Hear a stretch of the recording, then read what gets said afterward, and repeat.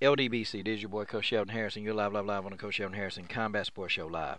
Okay, guys, shout out to Kat Zingano. It's gonna be a quick one, man. Kat Zingano, she pretty much let the UFC have it. Look, she told everything. Now I'm on the road, and a shout out to again Stone Mage for this one. But I'm on the road, and let me just kind of recall some of the events from what I remember. Okay, so Kat Zingano, she really let them have it because she's frustrated at this whole UFC retreat. And you know what? I don't blame Kat Zingano. Matter of fact, 90% of what she said, I totally agree with. Okay, like she was saying that, well, she was saying that when she got home, found a 50% coupon in her UFC box. And it was 50% for half off all Reebok stuff. And she was like, wait a minute. So I get to pay half off for a Reebok kit? And the fighters, they get these little kits, man. She said, wait, I got to pay half off of that? And she said, it's supposed to be my sponsor. And I co-signed it because, see, here go the thing.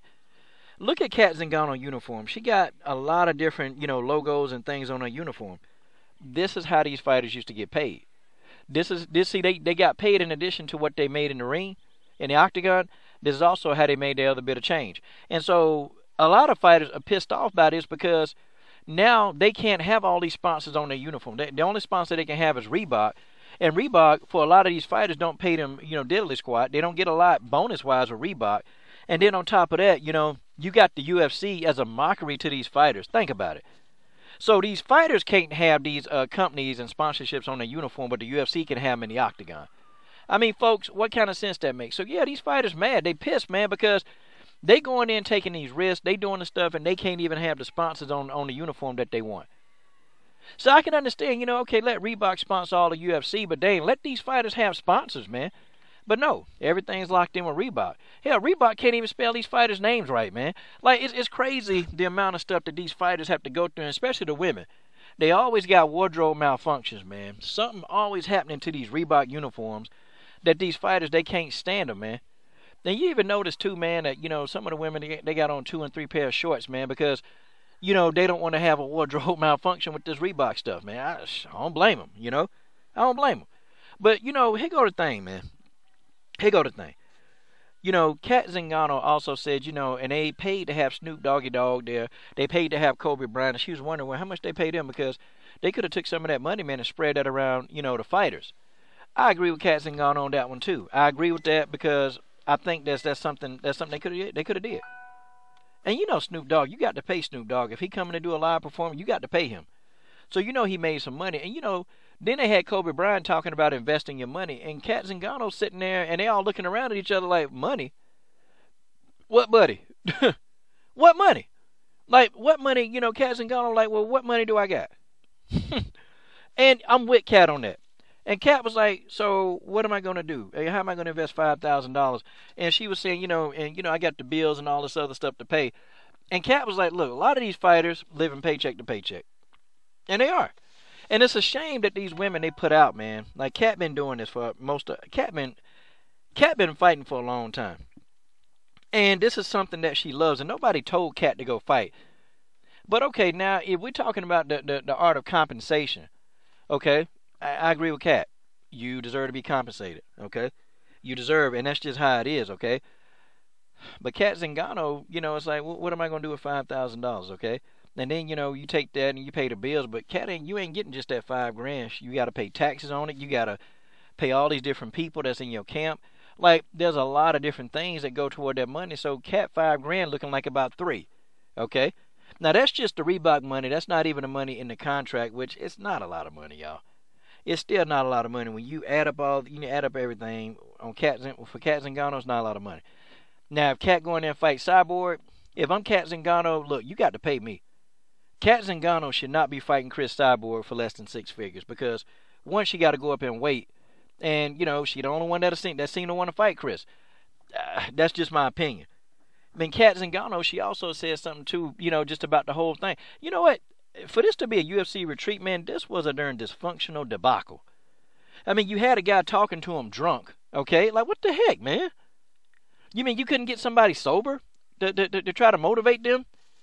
I mean, it's a slap in the face for these athletes. Like, literally. You couldn't get somebody in there who was sober, okay, to actually talk to these athletes and really impart wisdom on them, inspire these fighters, okay? Lift these fighters up, man. A lot of these fighters going through a lot of stuff, man.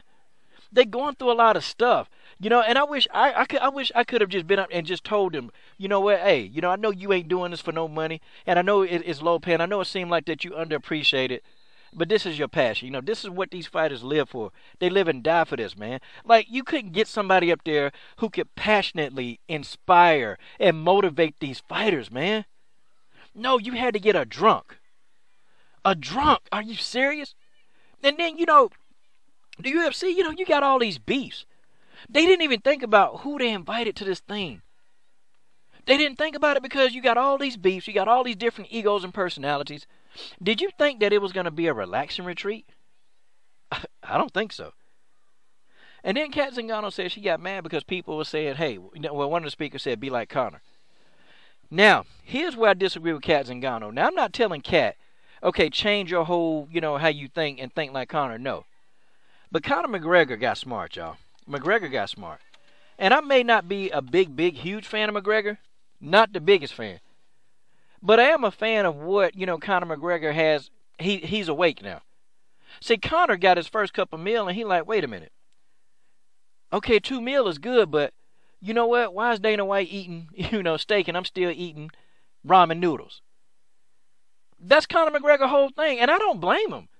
Conor McGregor got smart. See, Conor McGregor wanted the trilogy with Nate Diaz. He couldn't get that trilogy, so Conor McGregor was like, okay, screw this. Forget this, because now I'm finna do this my way. And that's why Conor, why you think, you know, he want to go fight Floyd Mayweather? Why? Why do you think that? Why do you think Conor McGregor has no interest in fighting in the octagon? And I'm going to tell you something. Either Conor McGregor, they going to give him a piece of the company, or after he fight Mayweather, it's a wrap.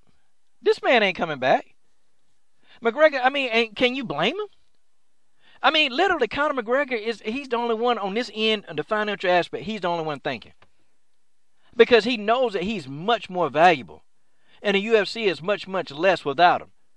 See, that's what Conor McGregor... But see, if every fighter understood their worth, and if every fighter on the low end, if every fighter on this low-tier end, if they thought like Conor McGregor, if all of them got together and say, look, we worth more than this. Look, we might have to starve. We might have to get mediocre jobs, but dang it, we won't change because they can do better. Then guess what? If they can't populate the cards with meaningful fighters, who lose out? The fighter will lose, but the UFC in the end, they're going to lose money.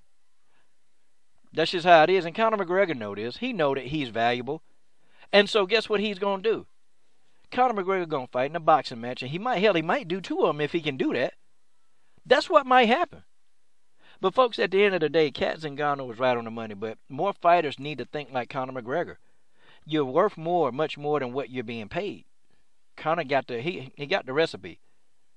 And that, my friends, is just the way that is. Shout out to Kat Zingano on this one, though. Dizzy Boy, Coach Sheldon Harrison. I'm done. What are you waiting on? Subscribe to the best women's MMA platform on YouTube.